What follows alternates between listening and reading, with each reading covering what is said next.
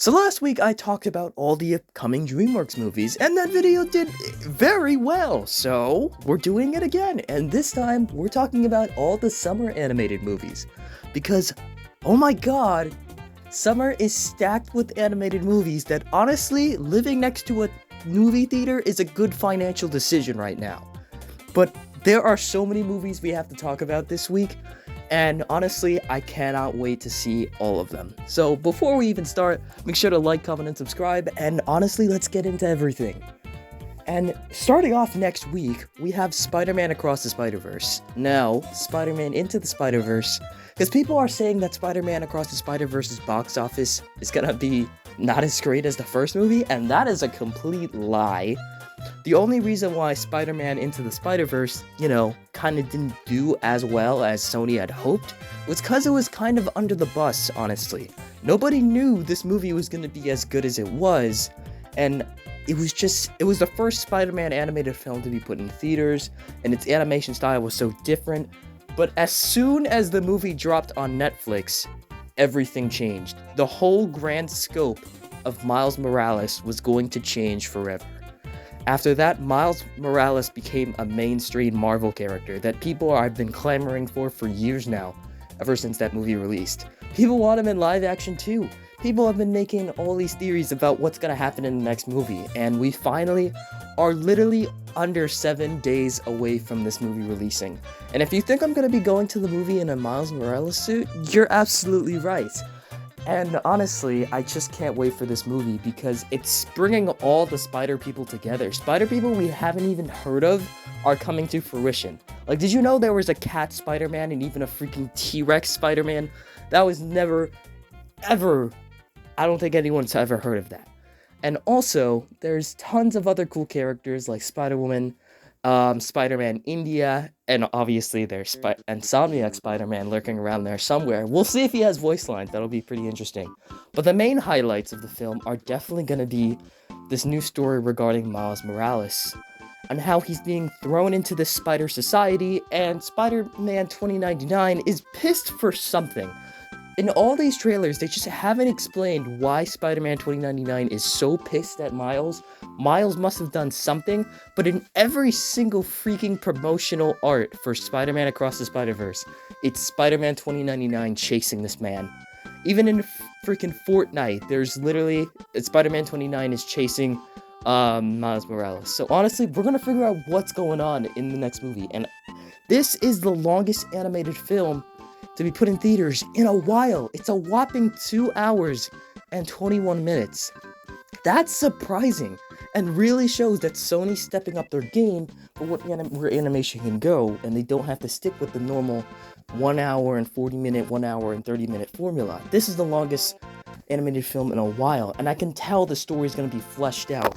And this film was originally supposed to release in October of 2022, but no, they delayed it because they really wanted this film to be completely fleshed out and ready to go. And that's exactly what they're doing. The animation looks beautiful. It's some of the best animation I've seen in this style ever. And I cannot wait to see this on that big IMAX screen as soon as it comes out. And honestly, I'm just going to be staying away from a lot of spoilers because I feel like the company is giving away a little too much surprises on cameos. And honestly, I want to see these cameos for myself. So, are you guys going to be seeing Spider-Man Across the Spider-Verse? Most of you probably are, based on what the poll I put up a few days ago. But I cannot wait for that movie. And 2 weeks later, we have Elemental. Now, this movie is just getting really the bad end of the stick. I'm going to be real with you. Elemental, I really didn't expect this. But its pre-sales for the movie are the lowest box office pre-sales for any Pixar movie. Worse than Lightyear. And honestly, I cannot believe that's the case because 1, this is an original movie.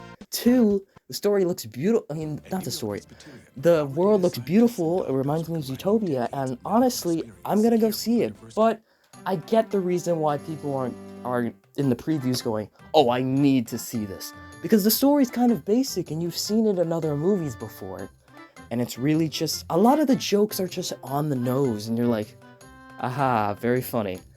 And honestly, it's kind of weird because people are saying, oh, don't worry about the pre-sales. Most people for a children's film will probably just show up and pay for it there, which I'm just like, no, that's usually not how it goes normally. Okay, I'm gonna be real with you guys. Leave down in the comments if you when you go to a movie theater, do you get the tickets online or do you actually show up normally? Because I rarely see people at the front desk at the box office anymore. Everyone shows it up on their phones. So honestly, we'll see how Elemental turns out, because the story is kind of basic, but it looks like a fun time. And honestly, if this Pixar movie is the worst performing Pixar movie ever, that's gonna be really, really bad, because Pixar is going to fall under what Disney wants them to do and pump out even more sequels, and that's what we're getting. We're getting Toy Story 5, we're getting Inside Out 2. Well, Inside Out 2 has been needed, but Toy Story 5 is completely pointless of it existing, and I really don't know where they're gonna go with that storyline, but I'll be seeing Elemental for review purposes, and honestly, I'm genuinely a little excited for it, but not as hyped for Spiderverse and the rest of this list. But I'll give Elemental a chance. I think you guys should too, but if it's your personal preference whether you want to watch it or wait till it drops on Disney+. But Elemental is coming out 2 weeks later after Spiderverse, and another 2 weeks later, we get Ruby Gilman, Teenage Kraken. And they just dropped a new trailer a few days ago, and I was right. They were dropping it the same week The Little Mermaid was coming out. And I just saw it 2 days ago on its premiere night, and you'll hear my thoughts in an upcoming video, not next week and not probably the week after, but you'll hear my thoughts eventually. It was just okay, but Ruby Gilman Teenage Kraken looks even crazier than before, and honestly, the trailer doesn't give away too much still, so I'm glad they actually listened to us and said, okay, you're showing a little too much. Listened and gave us more of a story based on Ruby Gilman and her grandmother and her life in school, even though she is literally blue. How is no one realizing what she's a Kraken or something? She is literally blue, but that throws out the cartoon logic, because there's been plenty of cartoons where there's been impersonating characters that pose as humans, but any normal human being would be like, yeah, there's something off about that person. But all in all, it looks like a really fun time, and the movie doesn't need the Puss in Boots style to be good. I really hope people don't think every DreamWorks movie from now on is going to have that Puss in Boots style, because I'm going to be real with you, that's not happening. But it looks like a really fun time, and I'm going to be really going to go see this movie, because before, people were thinking, oh god, is this going to be another Strange World situation where they don't promote the movie? But the movie's being promoted a lot more, not just online, but out in the screen of things. I've been seeing billboards for this movie, I've been seeing some commercials. So, the movie's being promoted, and I'm not worried about it. The movie's gonna do just fine. So I'm really excited for Ruby Gilman Teenage Kraken. The animation looks beautiful. The story looks like a fun time, even though you kind of have a grand scheme of how the story's gonna be turning out. And, yeah, if you watch the trailer, where they show that she's having a panic attack, yeah, this panic attack situation in animation is getting out of control. It started with Puss in Boots: The Last Witch, and now literally any animated character could just start breathing heavily, and uh-oh, Chase has the realistic 5-minute panic attack. Oh no, watch out, Paw Patrol, they're gonna dick ride this on Twitter. It's just getting out of control. It started with Puss in Boots, then it went to the Mario movie, and now we're here. But honestly, that's just Twitter. The rest of the internet probably isn't like that. But all in all, I'm really excited to see Ruby Gilman Teenage Kraken. I'm gonna be there day one, and you're gonna see me do a review literally the day after. So I'm really excited for that. And another animated movie comes out the same day. Now, I noticed a lot of people didn't know what this movie was, so let me give you a grand scheme of what Nimona is. So, back in the good old days when Blue Sky was releasing banger movies, well, some banger movies, one of the animated films they had in development was Nimona, and unfortunately, like all the other movies Blue Sky had in development, Disney got their grubby little hands on them and canceled them. Nimona was 75% finished, and that mouse did not listen to a word they said, and canceled the film.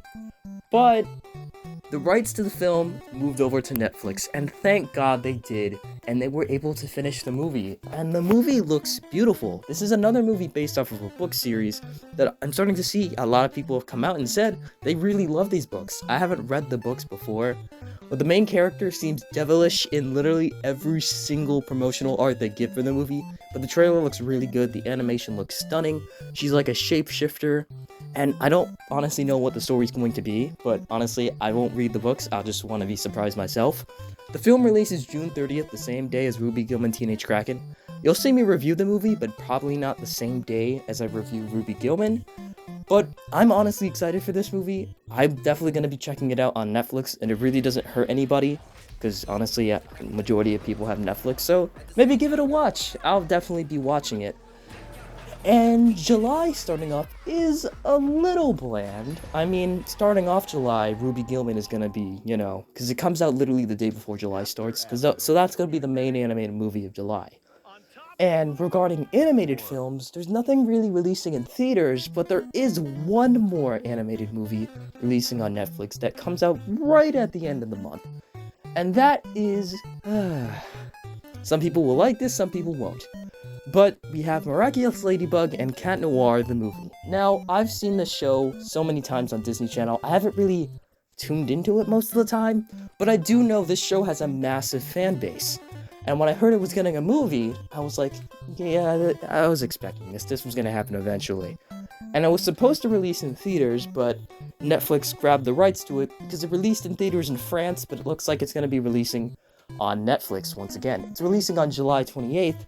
And honestly, the animation looks really good. And let me tell you that Miraculous Ladybug and Cat Noir isn't made by Disney Animation. It's actually made by a studio over in Europe, and that's why it's so drastic from what we've been getting from other Disney products. And honestly, that would make sense for why it's releasing on Netflix and not Disney+.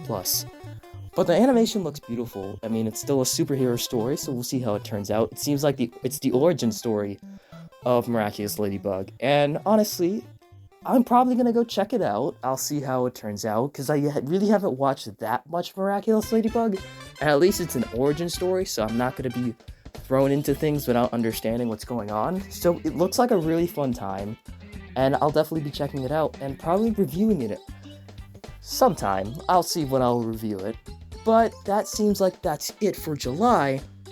And finally, oh boy, I'm definitely going to be seeing this. We got Teenage Mutant Ninja Turtles Mutant Mayhem. Now this is the last animated film that I've heard of being released at the summer, and oh boy, am I so excited for this movie, because it looks amazing. Seth Rogen is the producer behind it, and he's taking the Spiderverse approach, and it's crazy how one movie could change animation forever, because Teenage Mutant Ninja Turtles Mutant Mayhem looks really, really great. And a lot of people have been saying their one nitpick about it is that the turtles seem a little young.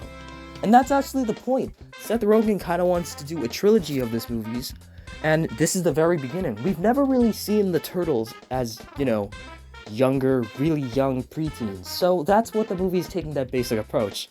That's why everyone seems so very young. And did you know the voice of Leonardo is freaking Gumball? I mean, a lot of people wouldn't probably hear it because he's a lot older now, but when reading the cast, it's Gumball! And honestly, this is the first time for Teenage Mutant Ninja Turtles where all the cast is actually teenagers, which is probably the best decision they've made with this movie. And speaking of this cast is stacked with Jackie Chan. In it, we got Post Malone. There are so many other actors in this movie, I would just have to list them all, but oh my god, this is probably the most stacked cast I've seen for an animated movie of this whole year. And it's crazy. So we'll be seeing how this movie turns out. We're supposed to get a trailer this week, but looks like maybe not this week. It probably will most likely release around Spiderverse comes out, because that just seems like the perfect movie to put next to Spiderverse. It's another movie that takes inspiration from it. So it looks like we'll be seeing that once it comes out. The movie releases August 2nd now on a Wednesday, because it looks like a lot of movies are probably favoring Wednesday as a release for movies now, because August is very congested with a lot of animated films. I mean, not a lot of animated films, just a lot of films in general. And plus, Mario movie released on Wednesday, and look how that did. Made $1 billion, passing The Lion King domestically. So this movie could make it, I don't know if it will, but the highest grossing animated film of all time. Will the Teenage Mutant Ninja Turtles get to that mark? Probably not. But it seems like a good financial decision, and I cannot wait to see Teenage Mutant Ninja Turtles Mutant Mayhem. I'm excited to see all of these movies. So, what did you guys think? Which movie are you most excited for? Which one are you going to be definitely seeing, and which one are you going to be not seeing, and which ones are you just going to be waiting to see, you know, once it's on streaming, or once it's on DVD if you still buy DVDs? Let me know down in the comments, and thank you guys so much for the support on these latest videos. I've been really liking all the comments coming in, and I read every single one of those. So, thank you guys so much, and you'll definitely see my Spider-Verse review next week. Peace out, everyone!